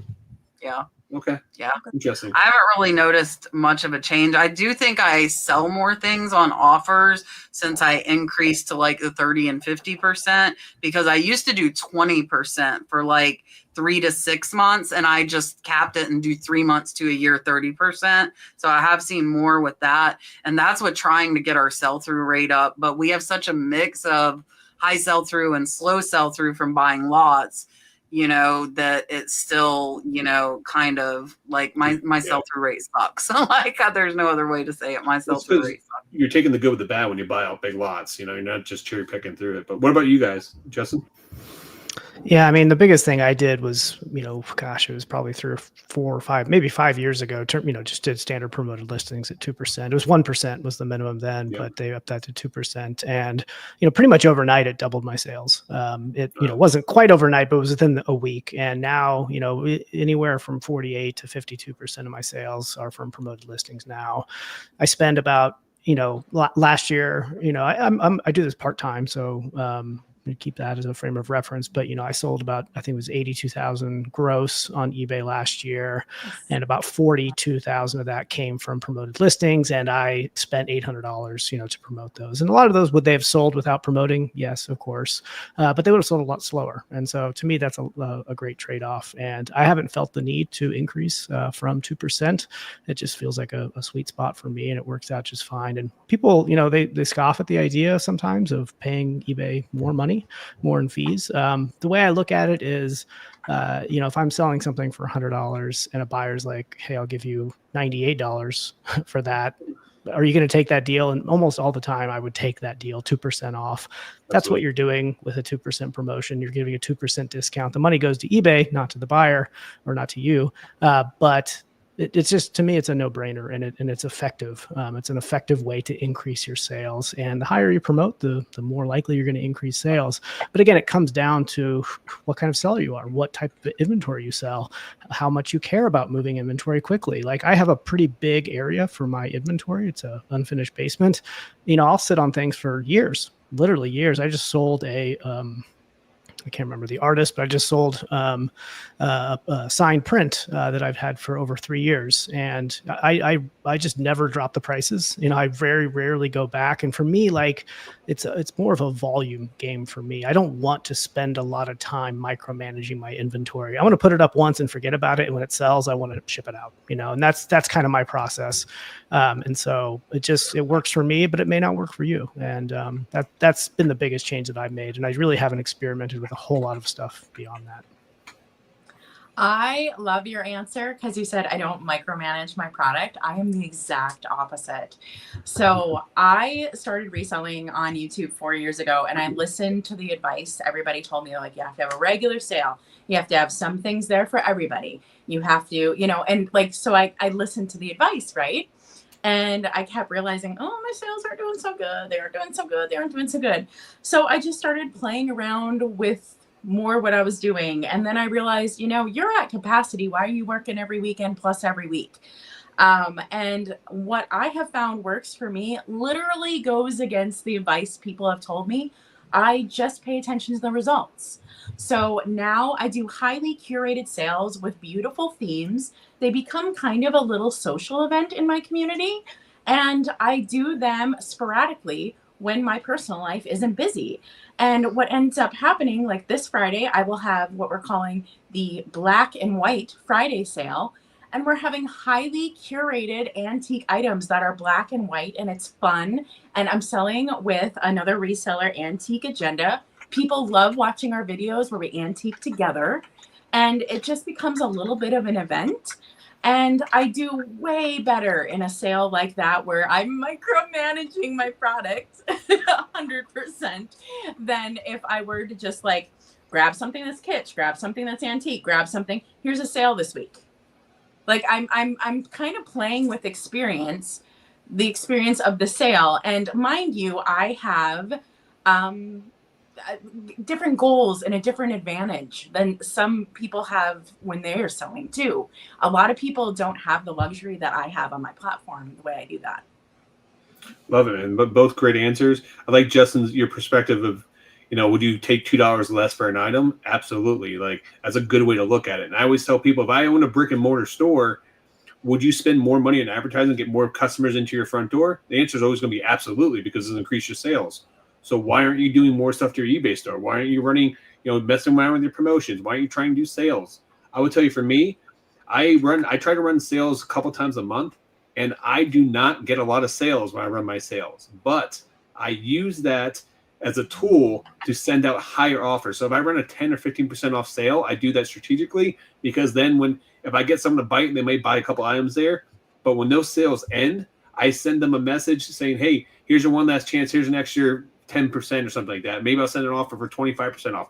Now that 10% entices them to like the item, but sending out the bigger offer once my sale ends gives them one last chance to get those items. And I've seen that worked out tremendously well for my business over the years. And that's a business model I do use a lot. But like Kat said, is I can do that and she can do that because we make our money in the buy, not the sell. So if you guys are buying low enough, you guys can spend the extra money on the promotions. You guys spend the extra money in the discounts, the higher, offers when you guys send them out, just because it comes down to making the proper buys at the right price. Yeah. All right. Sarah Sells Small sent a $10 super chat and said, happy Q4. Have you ever had someone break something after they received it? It's a bracelet in her case, and then ask you to fix or replace it. Yeah, I mean, that definitely happens. In almost all cases, though, it's someone who's fishing for a partial refund. It's someone who, whether it's actually broken or not, I'm not sure. Usually they'll send a picture. I don't really know. But I just have a default answer whenever that comes up in any way. In fact, I had one this week. Sold a Patagonia puffer jacket that was in used condition. It wasn't in perfect condition, had a few holes in it here and there. I disclosed all that, and the person bought it. And they sent a message, later, a few days after receiving it, saying like, oh, they washed it and some of the feathers came out. It's just all these different little things. And then, the telltale sign that somebody's fishing for a partial refund in this scenario is that they ask like, hey, what can we do about this? Is there something we can do about this problem? And what you want to do in that situation, if somebody says that, this bracelet's broken or whatever, is, offer a refund if they return it. Sure, open up a return, send it back. I'll give you a refund in full. And 99% of the time, these buyers just never do that, because what they're doing is looking to prey on you as the seller and get you like to the fear that you may have as a seller of getting bad feedback or any sort of just like that you're going to bend over backwards for whatever happens. And don't bend over backwards. Be polite, be nice about it, but say, hey, because I have free returns on everything that I sell. I say, hey, no problem. That sucks. Sorry to hear it. Send it back. I'll give you a full refund. They never do. It never happens. And so that's what you want to do in that situation, is never offer to give money so that they can go to fix it or to make the situation right. Just offer a full refund if they return it. I ditto that. I just consider it the cost of business, and I send a full refund. Mine's a little bit different. Well, I mean, Kat, you said you've sourced things once you sold some. So I guess I could go online, find the vintage I sell, try to get them another one. But oof, that sounds like a lot. I wouldn't do it for it being like, especially if they broke it. Yeah, so I would do the full refund, and I just consider it a cost of doing business. Congratulations if it was unfaithfully done, I've never had that situation where someone has to do like they broke it and then asked me to fix it, knowing or tell me that they broke it. I've had situations where I know the item was tested, is working fine, everything, and when they got it, then they said it was broken or like that, and I've had that happen multiple times. But just like Justin said, I just tell people, hey, I offer full refunds, send it back, and I'll take care of it. And 9 out of 10 times, people are just fishing for get a partial refund or hoping that you're going to give in, And I always tell people too and also too, if you guys are going to give any type of refund or anything like that, just tell them to open a case on eBay. It's not going to hurt your account. Just tell them to open a case, take the proper steps. It's a $12 bracelet. She just put that in the chat. Yeah. Yeah, so I always tell people open up a case on eBay, go through the proper protocol with that. And sometimes people just don't want to go through the hassle, or sometimes the people, if you do call their bluff on that, they're just going to back down and not do anything. So, yeah, for me, I'm going to do same thing. Say, hey, return it to me. I'll give you a full refund. I'm not going to give a discount. Now, I have given a full refund with bracelets I knew were kind of iffy, like on the stretch that were vintage ones. Like, so if it was that case and I knew it was like how they just get old and they get worn. Yep. If that's the case and I knew that it was kind of iffy on the elastic, I would refund them. And I've sold a lot of vintage jewelry. So that has, like, I've had people be like, hey, I put the bracelet on and it popped. And then I'll send them a refund. Cause I do like stretch them. And some of them are questionable, and I probably shouldn't have listed them or listed them with that caveat. But if I didn't put that caveat, then if that's the case, I would refund it. All right, yeah. What have we not done tonight? This one. Here you go.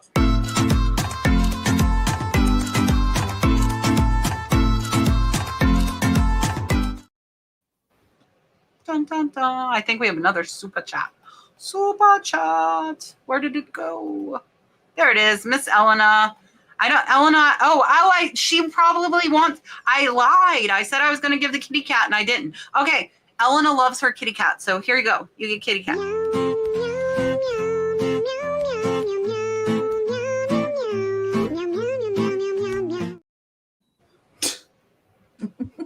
That's because we kept having cats on the show. Like everybody had cats. This is like the third week or maybe even fourth week in a row that people have had cats. It's all about the cats. All right. Hyacinth wants to know, how do you track mileage in general? So I use an app called Mile IQ.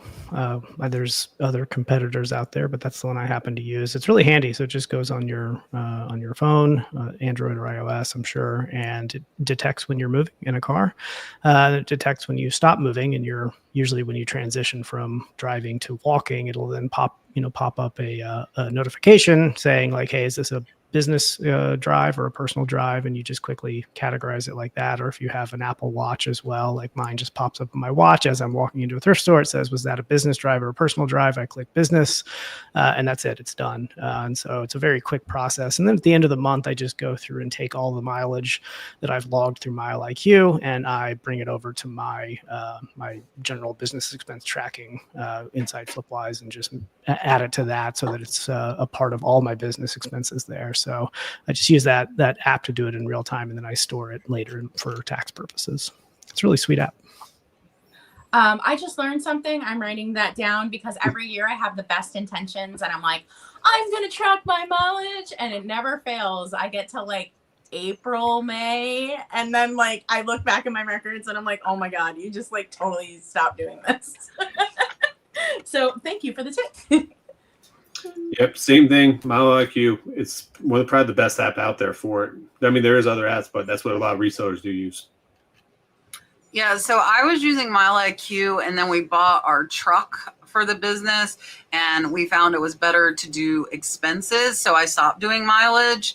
And I did like truck payment, did gas. We chose to do that instead of mileage. Since I got divorced, though, I will be selling my truck. So I will have to go back to doing mileage next year. And I'll probably get Mile IQ again.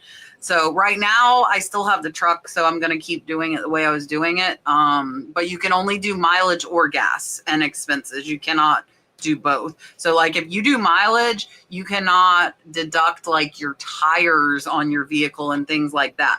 But our truck was specifically for the business. So because of the expenses of the truck being so much, I decided not to do mileage. But now I'll probably go back once I sell the truck to doing mileage. And this is why it's a good point to talk to your accountant, because your accountant will say what's best for the business. Yeah, for sure. Yeah, and Mile IQ is not free either. I think it's $60 a year, but it's a business expense. You can write it off, and I found it much better than any of the alternatives, especially the free alternatives. It works really well. So to me, it's worth the $60 a year. Yeah, for sure. Mandy wants to know, what do you think is the best type of box for shipping leather jackets, and where would you buy them? Ooh, I just shipped a leather jacket. I sold a really nice Wilson's 80s biker jacket for like $125 that I got at a garage sale for $10. So this one is another one sort of similar to the rug question, where even when I was shipping this one, I was like starting to fold it a little bit. And I was thinking like, should I be folding this? Is this going to give it weird creases? It's like a nice vintage leather jacket. So I ended up just laying it flat in a large Amazon box that I already had that dog food got shipped to me in. And so I get my dog food too. Those boxes are great for so many things. Oh, I know, they're huge. So that's what I ended up doing there. So I'd just be careful. If the leather jackets aren't really going to pack very well, like, sometimes you can get like a puffer jacket or something, put it in a poly bag and take all the air out of it, and it's going to, reduce its size by half. You're not really going to get that much movement with a leather jacket, I don't think. And so I would be careful, bunching it up into a ball and creasing it. It's also a presentation thing, right? You want your buyer to like be receiving it in a way that makes them feel good about the purchase they just made. And if it's all wadded up in a weird box, it's probably not going to be a good sign for them. So I laid it flat, wrapped it in some nice brown paper, laid it flat, good to go. I agree with laying that flat. I would use like an artwork box. I have a lot of artwork boxes just because it's something that I do sell. And for that item, I would be sure to make sure that is waterproof. So I would probably put it in a bag then, because that's an item that I would be worried about. So Yeah, I do the same thing. Anytime I sell a leather jacket, I bag it and put it in a box. I mean, I've folded leather jackets over and never had an issue or complaint with it. As long as you fold them properly and the presentation looks nice, people aren't going to complain with it, especially if it's bagged first. Because when people open it, they're going to just pull it out of the bag. They're probably not even know how it was put in there. Yeah, depending on size and like how thick it is, some of them will fit in the priority, the number 7 box. And I've folded them even $500 leather jackets, and I've not gotten a complaint on it. Because they're not like smushed. I would not smush them. So some of them need to go into like a 14 by 14 box. And those I typically have found the cheapest on Amazon, because I only buy them in sets of like 10 or 25 because I don't need them that often. So I don't want to buy a ton of them when I don't need them. So yeah, I haven't had issues with folding them. I don't know about this, and I don't know if any of you will. Hyacinth said she got several Dr. Seuss first edition books. How would you authenticate them, and would you auction them or list them as buy it now? Well, gosh, remember the Dr. Seuss craze of like, what was that, last year, 2 years ago, something like that? Yeah. I think it's like 2 years. Right after COVID, I think. Yeah. So, I mean, here's the thing, like not most things cannot be authenticated on eBay, or don't require authentication, or the expectation is they're not authenticated. And it's sort of the burden is on the buyer to inspect the item through the photos and description you give and determine whether it's going to be a authentic item or not. And so this, I think, falls under that. Like, I don't know the value of a first edition Dr. Seuss book. I would not guess that it's like a super, super, super rare and valuable book. I would guess not in the thousands. I know that there are, there's a whole world of booksellers who are very good at what they do, and you could certainly utilize their services for a lot of money to authenticate this. I just don't know if this is the type of book that would require that level of service when selling on eBay. This is something you can just do research on, see what you can find the book that you have. Most likely you can find sold comps on eBay, see what the other sellers are doing. Are they authenticating it in some way? Are buyers expecting that? So do that type of research. If you see that like every one that's being sold has been authenticated and it's being authenticated using some service, well, then you may want to use that service too.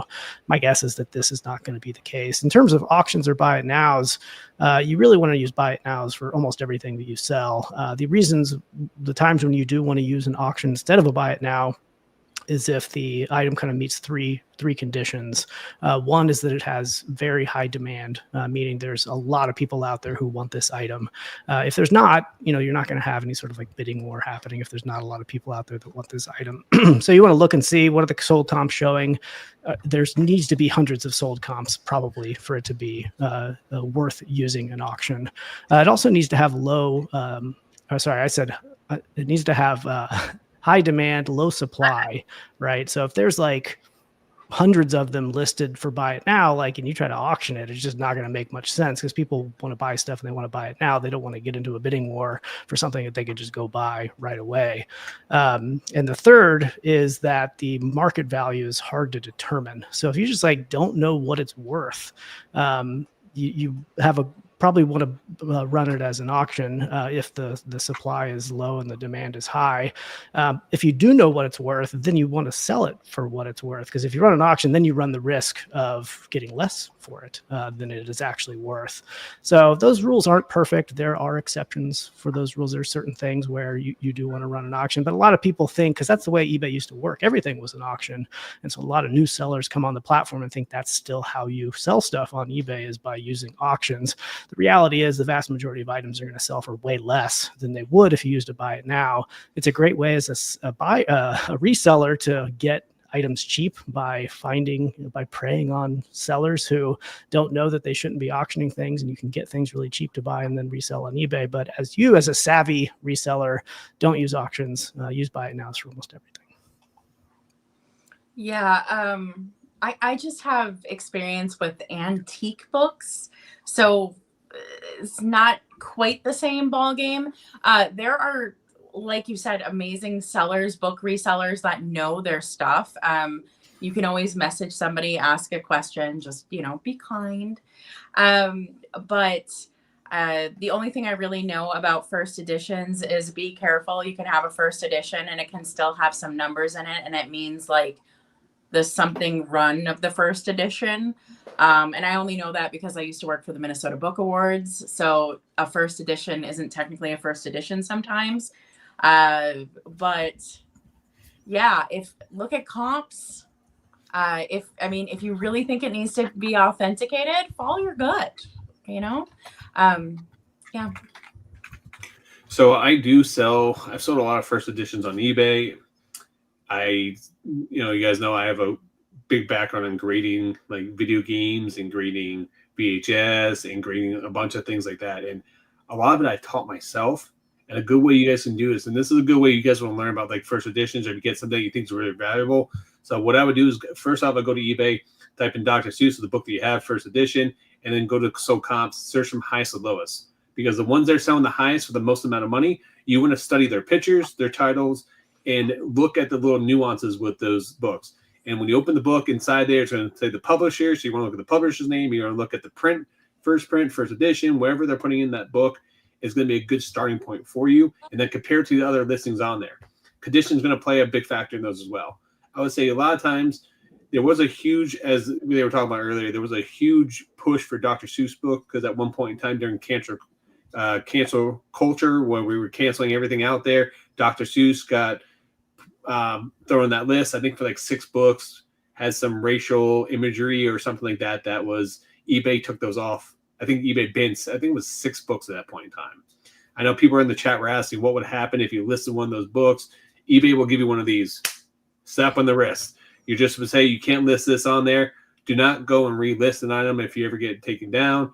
Just move on or try to sell it on another platform. But that's a good starting point for you. I would go in there. I would say a lot of the Dr. Seuss books, depending what it is, like the Grinch Stole Christmas right now is a great one if you had a first edition because Christmas time is right around the corner. So that's on sale for a premium. But just depends on what you have. Condition is going to play a big factor in them. So look at is it worth listing them? You might want to put them in a giant lot. I've sold them individually. I've sold them in a giant lot in the past.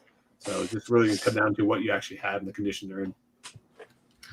I do not have anything to add. I think those were very thorough answers, and I think it was covered. All right. Miss Karen said she's getting started and doesn't have any boxes. What are 2 sizes that would be good to buy? I want to say I did ask her in the chat what she would be selling. She said it's mostly going to be smaller items, paperweights, things like that. She also said she was keeping her boxes and started throwing them away. And I told her I would at least keep a small supply of boxes that you were getting for free. Like stack them inside of each other, break them down if you have to. You have them for free versus buying them, especially when you're just starting out. You're not going to have a ton of sales, so yeah. So for smalls, what 2 size boxes would you guys buy for selling smalls? Yeah, I think that's a good question. If it's all hard goods, it's all small. The box sizes that I use the most frequently are like 8x6x4, 10x6x8. I also keep some 12x12x12s and a couple in between theirs just for different ones. That's changed really since Ground Advantage has come on board and I use priority less. But I think 8x6x4, 10x6x8 are just 2 good box sizes to always have on hand for smaller hard goods, and I would start there.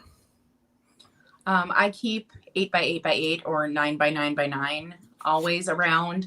And as I got going and like what items I like to sell, I tend to know now what boxes are worth me picking up. So I buy like 9x6x12s for some reason. Those are great. You'll know as you get going how things pack. So I agree with Kat. Start with the free ones you have. And once you kind of get going and kind of you just start getting a feel for boxes, it becomes a weird innate sixth sense, and then you'll be able to buy more in bulk. Yeah, so I use 8x6x4 a lot, and I also use 12x10x6 I'm sorry, 12x10x8. They're the ones I use a lot. For you fit action figures in those, you fit little small items in those. Funko Pops fit in 8x6x4. Those ones I use a lot for my business.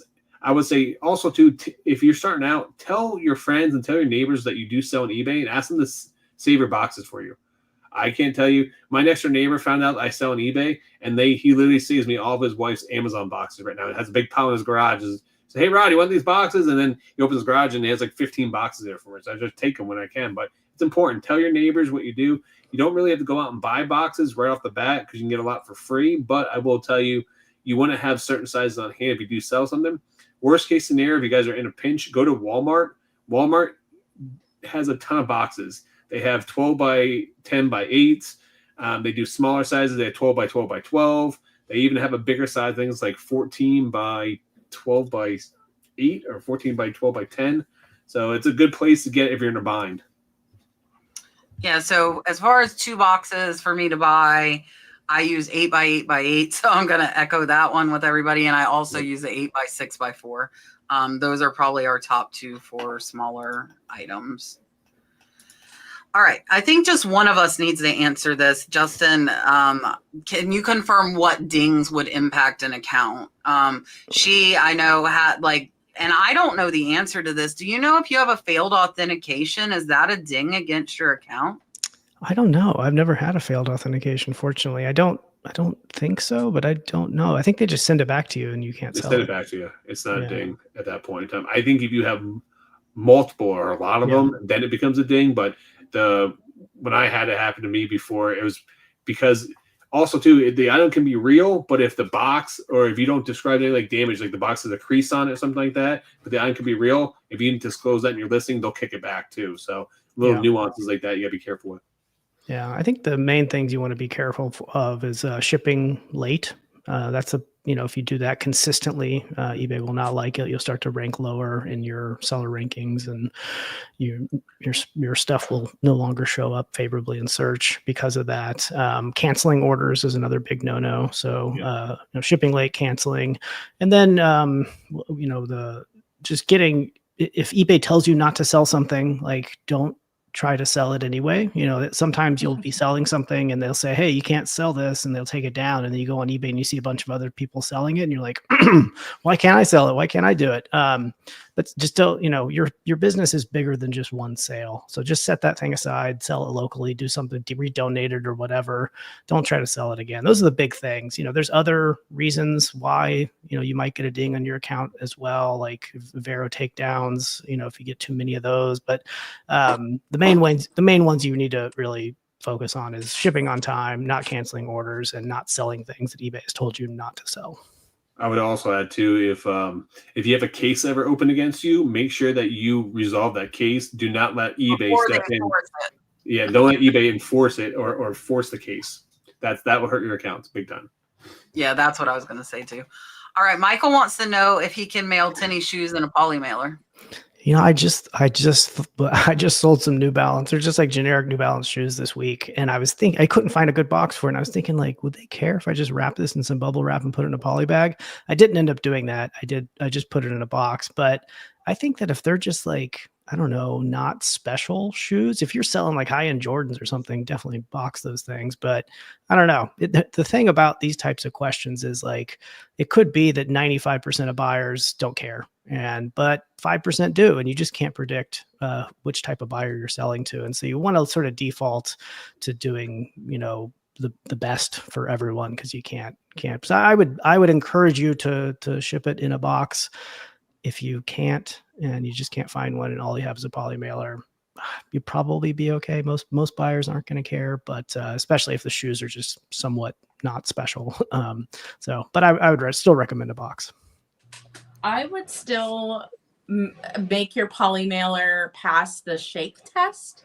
So like, I wouldn't just throw shoes in the poly mailer and send it out. I would still put packing material around them. Because you don't want like something in the shoe to like bust off, like the heel or something. Like, still make sure it passes the shake test just like you would in a box. Okay. So if I got something like free flowing in it, I wouldn't be super thrilled.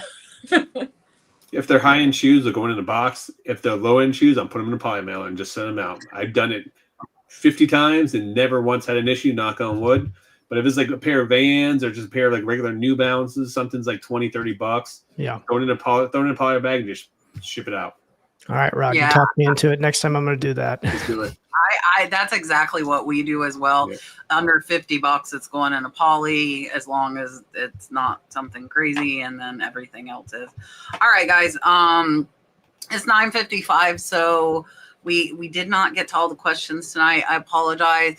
Make sure you get them in early. To let you guys know, we made it to questions from 8:40. That is why people come in earlier in the day and put them in, because if we get too many, we cannot get to them all. So I normally schedule the live at least a day early. Don't put it in a day early. Put it in like 3 hours early. Well, no, because it erases it. Yeah, If it's there too long, it erases it. So like a few hours early works, or even like right when the show starts, you're good. But if you wait till later, a lot of times we can't get to them. So I am going to make everybody big, let them tell you what's going on, and then I will look and see who's on next week to tell you guys too. So here's Justin. Thanks, Kat. Thanks for having me on again. Good to see y'all. Glad to answer more of your questions. You can check me out at Justin Resells, or if you're looking for an inventory management solution, automated inventory management solution, you can check out Flipwise, which is a platform that I built to automate all of your eBay inventory management and sales data. So no more keeping manual spreadsheets. Thank you. Perfect. Here's Katherine. So this Friday, I am having a vintage live sale. I would love to have y'all over there. It is going to be a black and white sale.